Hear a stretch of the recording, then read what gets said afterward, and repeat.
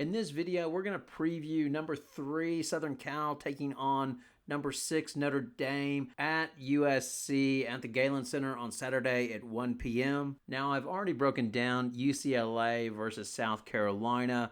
This is the other high-profile game. This one's lost a little bit of its shine just due to injuries, but it's still a really, really good early season matchup just to see where these teams currently sit. Now, before we start, if you enjoyed the content, then please consider subscribing to the channel and giving the video a like. All right, let's get into this. As I mentioned, this is really a good early season game as both of these teams are basically favorites to make it to the championship. If you look at MGM betting, they've got South Carolina plus 150 to win the championship. Then after that, it's UConn plus 400, Southern Cal plus 500, and then Texas and Notre Dame are plus 750. Interesting, UCLA is plus 1,600. I think UCLA is a little bit low there. I think UCLA is probably the best value for money of all of those teams. But generally, you get the idea. If these teams can stay healthy, then they're in the mix to win the championship. And that is a big question with Notre Dame as they've suffered a few injuries already. It looked like going into the season, they would have unbelievable depth. And they might have problems giving everybody playing time, but you never know with women's college basketball. Injuries are always an issue as their two transfers, Liza King and Liza Karlen, have both missed time due to injuries. It looks like Liza King is going to be good to go. That's what Niele Ivey said in the last press conference. The timeline for Karlen's return is unclear. She's currently in a moon boot. In the exhibition game, she went off limping and since then has been in a moon boot watching the games on the sideline, unfortunately. As well, even before the season started, they had injuries to contend with as KK Bransford, she is managing a foot injury and she's decided to redshirt. The other big injury is Maddy Westbeld, who was managing a foot injury, and she has reportedly undergone a procedure. Now, they're saying or hoping that she will come back in January, and really that is a big piece of the puzzle if Notre Dame is wanting to win a championship, as she is 6'3" and has a good inside-outside presence, and they really need her. The other player that's out for this, well, she's not technically out for the season, is Kylie Watson. She did her ACL at the end of last year. I think it's very doubtful she'll return this season, but to be determined. And speaking of ACLs, I just don't want to be a downer on Notre Dame. The good news is Olivia Miles is back, and she is playing well, and she looks healthy and good. As well, players from their 2023 class, Emma Risch, who is 6'1", rated number 20 in that class. She missed most of her freshman year due to injury. She is back and getting time. The other one is Cassandre Prosper. She's a 6'2" wing and rated number 16. She missed most of her freshman year as well. And both of those players are getting time and early on are playing quite well. And this could be a blessing in disguise, giving them time and experience because they could use them down the stretch as they try to make a run for the Final Four and a championship. And in some ways, USC is in the same boat as they're trying to get young players like Kennedy Smith, Kayla Heckel, and Avery Howell. They're trying to develop those players as quick as they can to put them around their experienced veterans, obviously JuJu Watkins, Talia von Oelhoffen, Kiki Effen, as well as Rayah Marshall. And much like UCLA versus South Carolina, the matchups are really, really good. So first off, in the guards, you've got Talia von Oelhoffen, who's 5'11". She'll probably match up against Hannah Hidalgo, 5'6", and that should be interesting. Will Hidalgo's speed give Talia von Oelhoffen trouble with turnovers and things like that? Because Hannah Hidalgo can turn over a lot of people. Then you've got 6'2" JuJu Watkins going. Presumably, I wonder if they'll cover her with Olivia Miles, who's 5'10". And then in the forwards, you've got Kennedy Smith, who's 6'11". Presumably, Sonia Citron will be on Kennedy Smith. That's a maybe. I'm not totally sure about that because I could see them putting Citron on JuJu Watkins potentially. Then at power forward, you have Kiki Effen versus Liza King, who's 6 foot. So I think Effen has a little bit of an advantage there, clearly.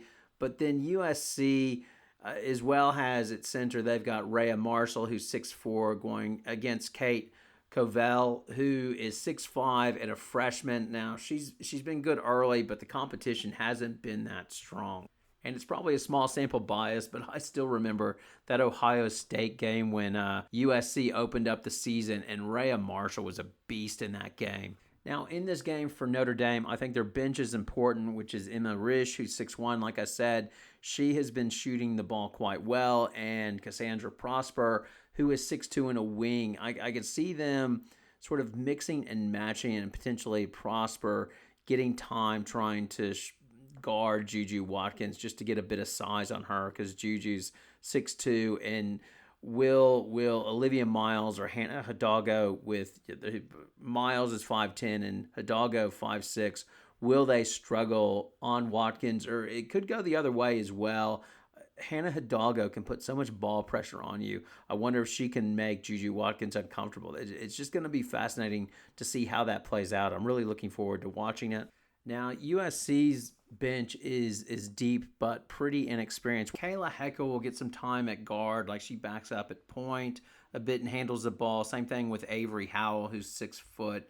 Heckel's averaging 16 minutes per game, Howell 14 minutes per game as well. They'll probably go with their big 6'6" Clarice Akumwafu if Oelhoffen or Marshall gets in foul trouble, as she's 6'6", and it's just another body to throw around. They have Mila Samuels as the backup point guard, and she's been shooting the ball well. Because interestingly, Talia von Oelhoffen and JuJu Watkins, and Kennedy Smith, nobody has been shooting the ball very well, especially the three ball. Like JuJu Watkins is 21%, Kennedy Smith 22%, Talia von Oelhoffen is 26%, Avery Howell 27%, and Kayla Heckel is 30%. That's one of the higher ones. Samuels is really the only one shooting the three ball well, as she's at 46%.